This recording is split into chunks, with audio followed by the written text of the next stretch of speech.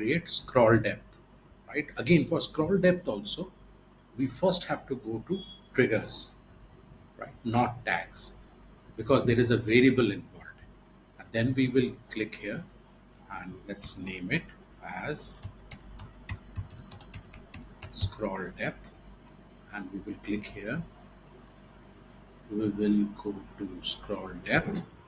We will click on vertical and we will give it 10, comma 25, comma 50, comma 75, comma 90.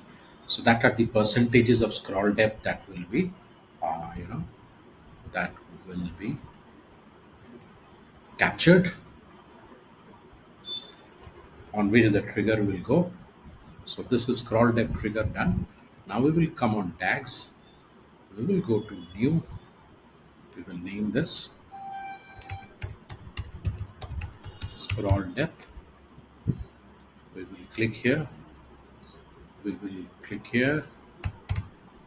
Google Analytics event, measurement ID, my measurement ID, analytics. I've forgotten the measurement ID so many times. Right. I thought this is open. I'm sorry. Anyhow, let me pause this video. So I will click on admin. I will go to data streams here, measurement ID. Sorry,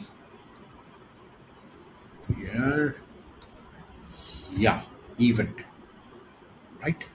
And then I will small letter SC ROLL underscore, right? Scroll. I will click on here. I will go to scroll depth threshold. I will choose this. In the trigger, I will choose scroll depth. Then I will save this. Right? Back again, we'll go to preview to check whether it has been rightly done. I give this, I say connect,